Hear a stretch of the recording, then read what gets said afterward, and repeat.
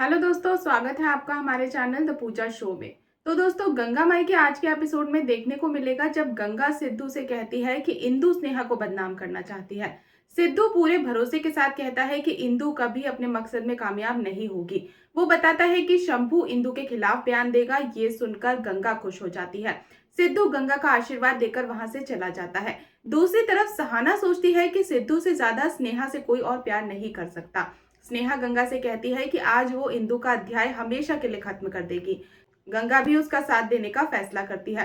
तभी शेखर वहां आ जाता है। स्नेहा उसे बताती है कि उसके पास इंदु के खिलाफ पक्के सबूत हैं और अब वो उसे सजा दिलाकर रहेगी।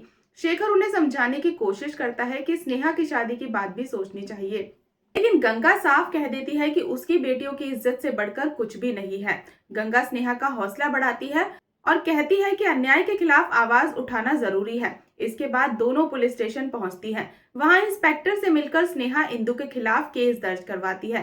सिद्धू वीडियो कॉल पर ये सब देख रहा होता है और उसे स्नेहा पर गर्व महसूस होता है। तभी शेखर शंभू को लेकर आता है और शंभू भी इंदु के खिलाफ बयान दे देता है। इसके बाद स्नेहा और गंगा सीधे इंदु के घर पहुंच जाती हैं। इंदु ताना मारते हुए पूछती है कि वे वहां क्यों आई हैं। तभी पुलिस वहां पहुंच जाती है। स्नेहा गुस्से में इंदु को खूब खरी खोटी सुनाती है और कहती है कि अब उसकी सच्चाई सबके सामने आएगी।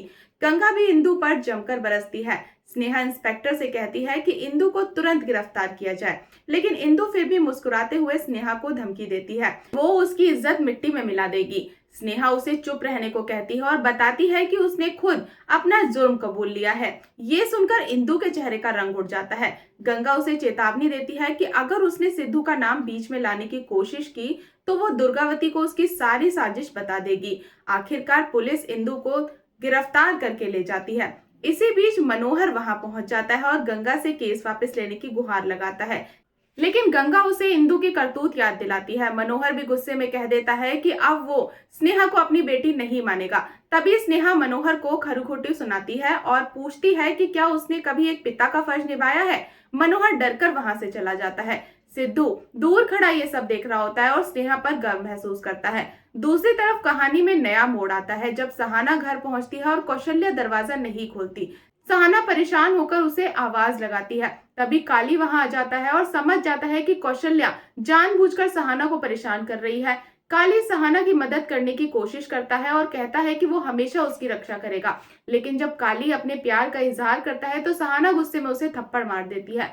वो चिल्लाकर कहती है कि वो सिर्फ मुरली की पत्नी है और काली से नफरत करती है। सहाना काली को वहां से चले जाने को कहती और ये सब देखकर गंगा मुस्कुरा देती है और सोचती है कि अब सहाना ने खुद के लिए लड़ना सीख ही लिया है।